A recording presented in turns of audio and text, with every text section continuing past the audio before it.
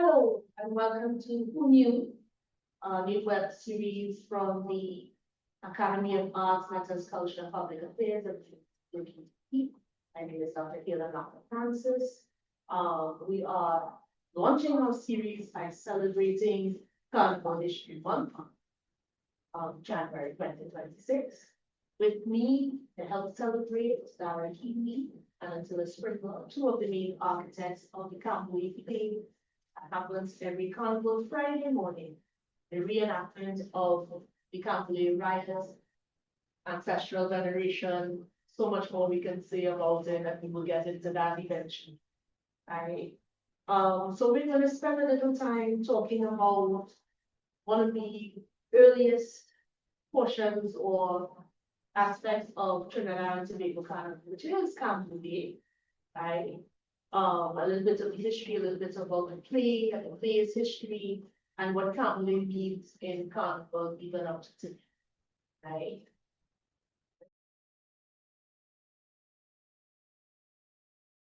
So the first thing we want to talk about is the history of Camberley, right? And just to note, we can spell this several ways. My preferred two spellings is Camboulay or Kambule. Alright, so share with us a little bit about the history of Cambodia. Okay. Oh, you want me to go? Okay. So, the word Camberley is very interesting in a way it has come down to us through history and the linkages that it made, not to people of African heritage. In the spelling that we talked about earlier. So I will talk first about the actual activities and the actions that happened that led to this celebration and this festival. So during the days of enslavement, sometimes the kings would be set on fire. And historians and people who have been delving into the history believe that sometimes the enslaved would have done that themselves as a way of ruining the profits of the masters and making life difficult as part of their resistance to be free. And what we are told through the history is that the enslaved would be asleep and there'd be a lot of noise. They'd be woken up, caves would be on fire, and they'd be woken up with conch shells, and they'd be making a lot of racket and a lot of noise and so on. And the enslaved would be forced to move and put out fires. And in doing that, there would be a procession through the cave. And they would be led by a chantwell, someone who would be singing songs as a means of getting people motivated to go. And they would be walking with their flambeau and so, because usually it would be in the dead of night that this would happen. And in 1834, in the post-emancipation period, that procession was remembered by the former enslaved, as part of their tradition of liberation. And so they celebrated the walking and the flambeau, they celebrated that procession, that burning of the king, which I think is part of the reason why people believe that the enslaved would have left after those fires themselves. And that became known as the Camberley procession. So I'll go back to that whole idea of the naming. So it has come down through history that that procession came from Can Brûlé, the French burning of the cave. But we understand that it is important to locate the history within the experience of the enslaved and the former enslaved. And so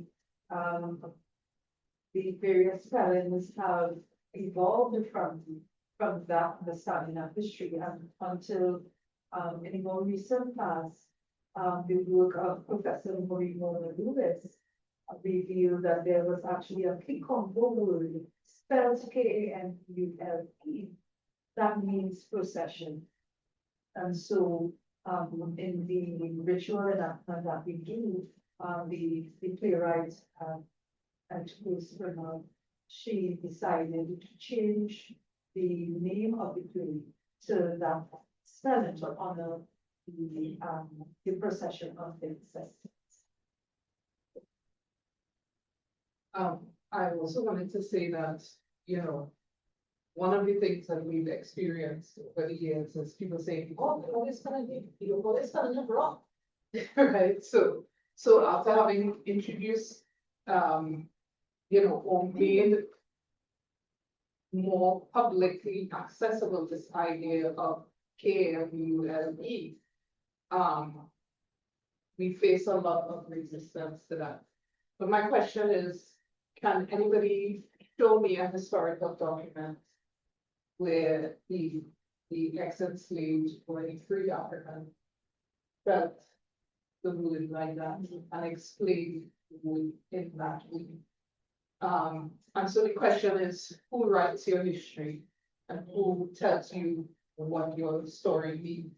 And so, yes, there is definitely a presumption that was made that this CAMBRULEY was the CNNES, right? But that was coming from somebody who didn't know anything of the language and didn't understand that these rituals existed within the spirituality and the you know, the cosmology of the people who actually celebrate it. And so, I mean, you know, I think for me, it's always a question of how we look at the history that we were given.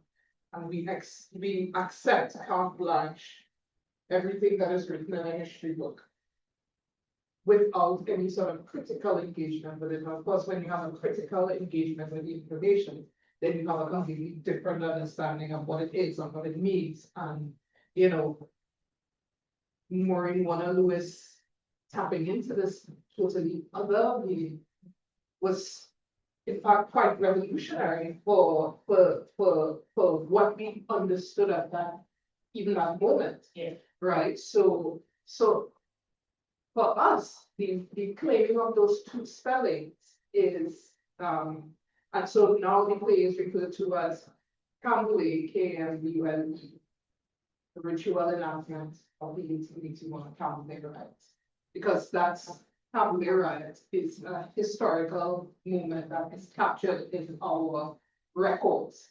CAMBOULE. But the KMULE is the part of the story where we actually say, yeah, but who were the people behind the camp? Right? And, you know, Ms. Entu, who wrote the play and dedicated it to Professor Hollis Lee, who, based on the work that he did in his, you know, very seminal book, Rituals of Power and Rebellion, her constant quest was to find out who were these people who fought. Now, there's two things that happened there, right? One, there were no jackets writing in the newspapers. That's we established, right? So nobody called Alice Sugar was writing in the papers. That's one thing. And then secondly, what was the other thing that I was going to say? So you have nobody who's writing in the papers. And then secondly, Jamet operated a secret society. So even if they weren't going to write in the papers, they weren't going to write about what their methodology was anyway. Because for a lot of them, their masking, etc., followed that pattern, that West African and Central African pattern of masquerade society, the society of secrecy. And so many of the things that happened within those yards was, you know, they were secret. And so this idea that, you know, eventually they did announce it to Captain Baker, so-called Captain Baker, that they were coming for him, right? And the historical document for us is, of course, the language that survived, right? So up until today, you will still hear in Agana, Captain Baker, Mandy, Fuman, Mary Wig, Captain Baker, Aksumi, On a reach. are reached, right? So this idea that we do actually have an archive from the people of the time, and it is in the songs, in masquerade, and in the response to the oppression that was written down in the books, right? So all of these things are part of our trying to understand the history of the movement, trying to make sense and put together that story. And again, as I said, there is no historical document where there was a reporter sitting down in the jungle yard actually taking notes and say, yes, and then Joe Tamana said to what is here, this is what we are going to do. So that doesn't exist. What does exist is an eyewitnesses report that says that, this person was up in a tree and they see the men coming along this way, and then they mounted all their torches. And then Baker gave the order to charge, and the stick fighters charged them, but then they also had another set on the other side. And so they actually sort of surrounded the police and wiped the floor with them, right? So there are bits and pieces that we can find. But essentially what the play does is that it stitches together the stories of the people of the time. It stitches together what we know from the historical documents, what we know from the archive of the Chantwells, and from the archive of the Mimas, and from the archive of the, of the performances that went on.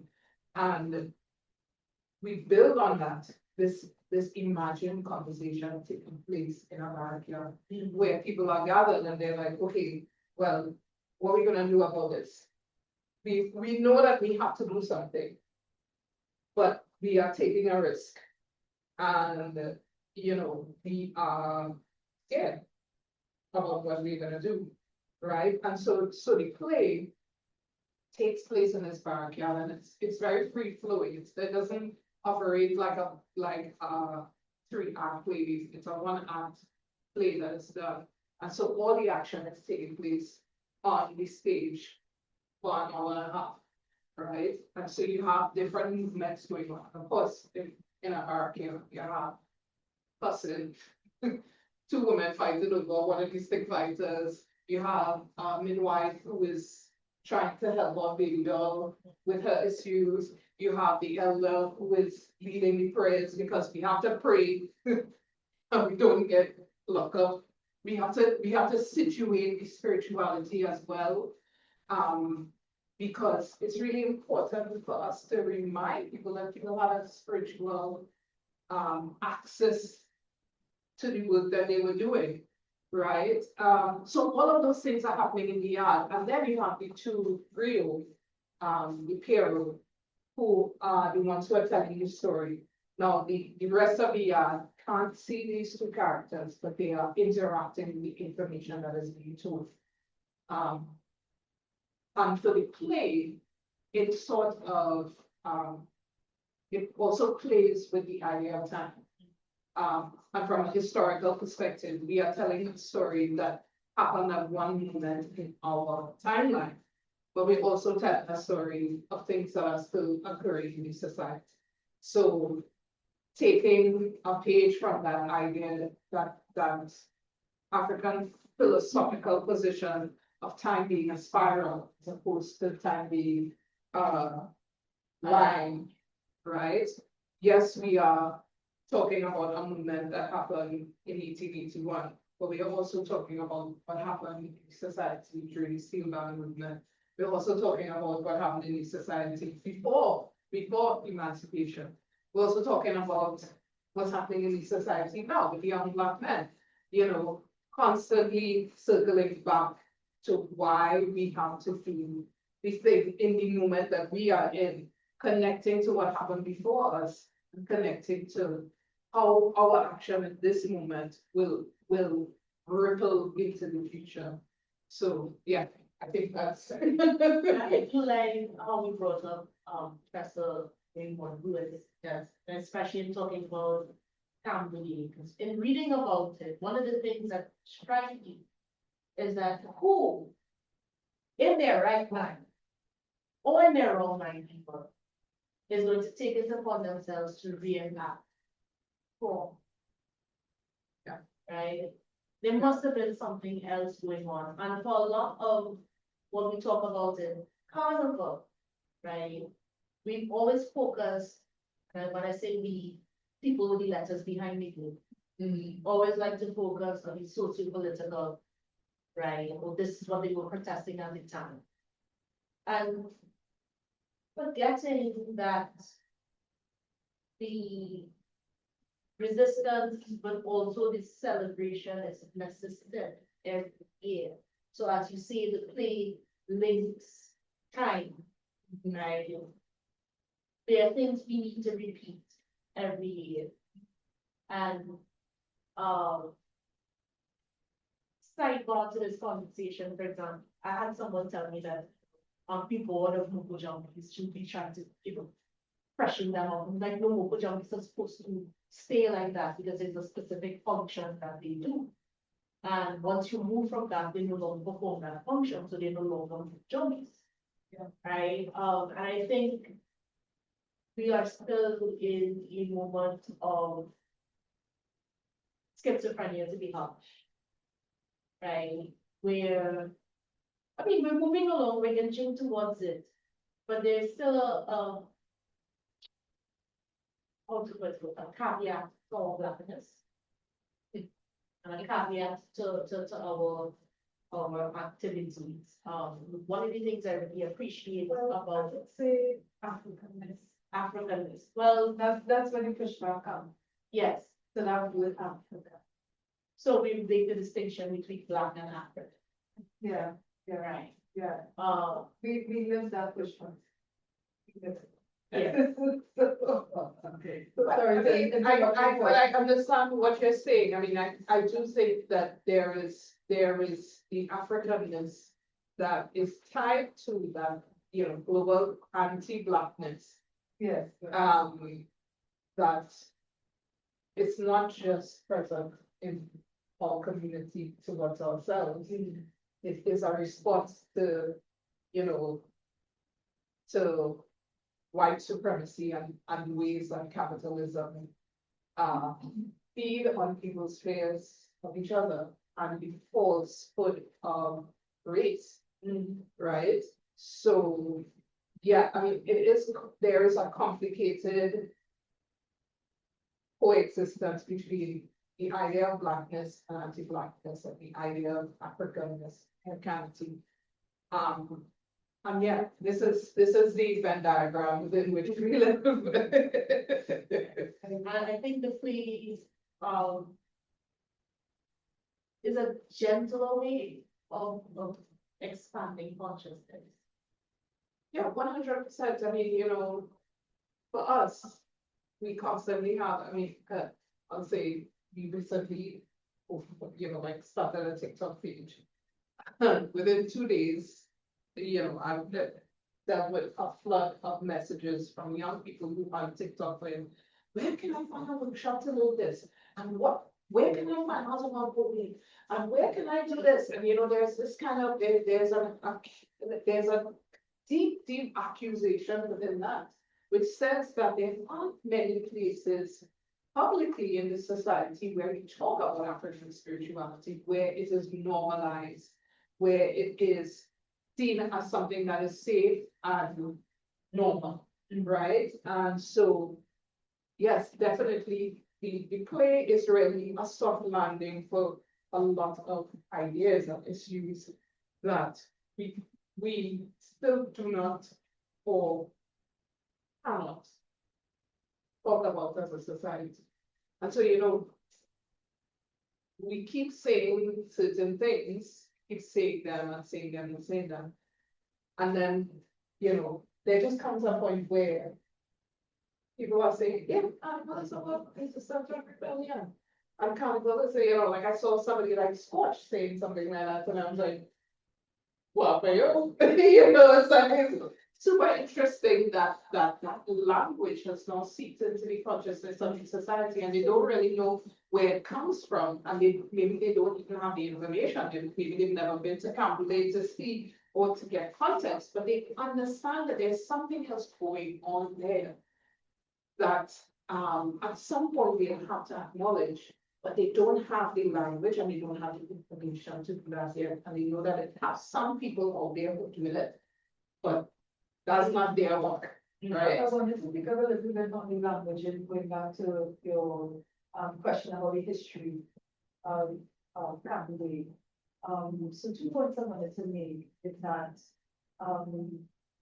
more and more we have been using it to Cambodia uprising, because riots that word, that term riots, it has a connotation of people doing something wrong and bad against the people who were right and good. And so the language, I think that includes surrounded our history and surrounding our culture and so on, really important. And the second thing is because this web series most likely be primarily for students or people in academia, I think it's really, really important to critically engage with these sources, because I have been reading certain sources that have been quoted ad infinitum, and they're very colonial in the way that they are written and phrased. You know, the noisy jab, or the, you know, just and you would not notice it if you are not sensitive to the use of terms that have become, that came down from a colonial perspective. And so one of the deconstructing activities that we do in the play is to bring our history into a language that is acceptable, that is normalized. Ogun, you know, people talk about Ogun, normal. People talk about jab and moko and so on, and they understand the language behind that. And so we strip away the embarrassment and the you know, the hesitation about those kinds of subject matters. So I just wanted to treat with us in this section. I think it is a good point. There's a lot of work we still have to do decolonizing our own epistemology. We're still suffering from epistemological violence, and we still have to deal with that in a very major way. Right? But thank you so much for sharing your expertise. I'm gonna say expertise on Cambodia history. And I think our audience is also grateful for getting a little insight on what Cambodia really means. Maybe they've heard the word, maybe they haven't thought about why the different spellings or anything like that. So I think this is a very important conversation for us to have.